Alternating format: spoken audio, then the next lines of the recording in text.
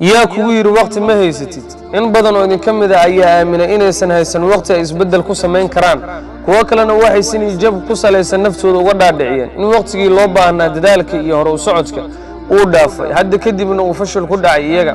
waxaan la hadlayaa adigan gacmaha is saartay horumarka noloshana ka qoostay ma ogtahay in cuuriyaanka uusan ahayn qofka lixaadkiisa uu kala dhintaalan yahay ama dhameystirneen balse uu cuuriyaan yahay qofka nolosha ka qoosta kaasoo aaminay inuusan wax qabsan karin inuusan naftiisa horay u wadi karin ee gacmaha laabtay meel la fariistay kaas ayaa cuuriyaanka dhabta ah buurtan aad xambaarsan tahay macnaha adduunkan ayaan kala jeedaa waxa kaliya oo laga rabay inaad korto dhinaca kalena kaga degto laakiin adiga dhabarka iyo garbaha ku qaatay oo culays isaga dhigay ee u arag caqabad kasta wadadii aad ku gaari lahayd guusha miyaadan ogeyn in fursad ugu weyn ee dadku dhami helaan ay tahay mid isku mid ah qof walba waxa uu isticmaalin iyo habeen 24 saacadood ah saacad 60 daqiiqo ah iyo daqiiqad 60 sakan ah balse lagu kala duwan yahay sida qof walba uu qorsheysto waqtigiisa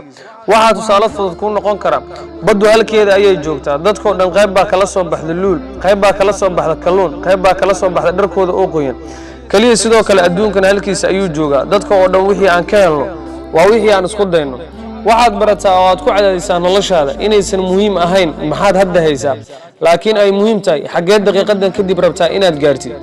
waxaad bartaa noloshaada inay ku qeyr badan tahay inaad ahaato diidiin ku socdo dariiqa toosan intii aad ahaan lahayd deero ku socota dariiqa qaladka waxaad bartaa noloshaada inay jiraan laba nooc ee dadka ah dad ku dhex jira badweyn ee u dabaalanaya meesha uu markabku taagan yahay iyo kuwa taagan ee sugaya markabku inuu xaggooda u soo dhaqaaqay iyaga ha sugin wax fadhigaaga kugu yimaada ee istaag waxaadna samaysaa isku dayo fara badan wax kasta oo aad u aragtay inay weyn yihiin oo adduunka yaal ogow inay markii hore ku bilowdeen fikrad yar kana bilowdeen wax yar waxaad ogaataa in qofku uusan hoogin haddii uu qasaaro laakiin uu qasaaro marka uu joojiyo dadaalkiisa